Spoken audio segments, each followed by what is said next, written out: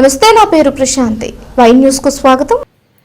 దీంతో వైకాపా హయాంలో రాష్ట్ర ఖజానా దివాలా తీసిందని, వారి పాలనలో ఇబ్బడిముబ్బడిగా చేసిన అప్పులు రాష్ట్ర ఆర్థిక వ్యవస్థకు గుదిబండగా నిలిచాయని ఆయన పేర్కొన్నారు.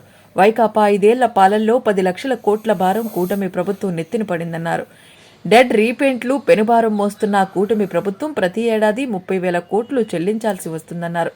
దీనంతటికీ జగన్మోహన్ రెడ్డి హయాంలో జరిగిన విధ్వంసకర పాలనే కారణమని యనమల ఆరోపించారు. ఇలా రాష్ట్రాన్ని అధోగతి పాల్చేసిన బుగ్గన తమ తప్పిదాలను కప్పిపుచ్చుకునేందుకు పరనిందలు చేస్తున్నారన్నారు. బుగ్గన ఆరోపణలను యనమల కొట్టిపారేశారు.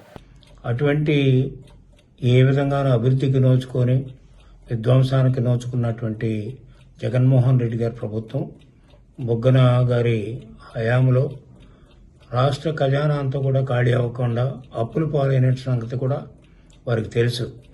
ఎంచేతంటే గత 5 సంవత్సరాల్లోనే జగన్మోహన్ రెడ్డి టైంలోనే రాష్ట్రం దివాళా తీసింది. ఆ దివాళా తీయడంతోటే దాదాపు 10 లక్షల కోట్ల పైన అప్పు చేశారు. దాని ప్రభావం ఈ రోజుకి కూడా ఈ ప్రభుత్వం మీద, కూటమి ప్రభుత్వం మీద కూడా కనిపిస్తుంది. ఎందుచేతంటే ఏదైతే అప్పు విపరీతంగా చేశారో దానికి డెట్ రీపేమెంట్ చేయవలసినటువంటి అవసరం ఉంటుంది. డెట్ సర్వీస్ చేయడానికే ఆ రోజున చేసినటువంటి అప్పుల్లో డెట్ సర్వీస్ చేశారు. ఈ రోజున కూడా వారు చేసినటువంటి అప్పులు, వారు చేసినటువంటి ఈ యొక్క ఆర్థిక విధ్వంసం వల్ల ఈనాడు కూడా డెట్ సర్వీస్కి దాదాపు 30,000 కోట్ల పైన ఈనాడు ఈ ప్రభుత్వం కూడా పే చేయవలసి వస్తుంది ప్రతి సంవత్సరం కూడా.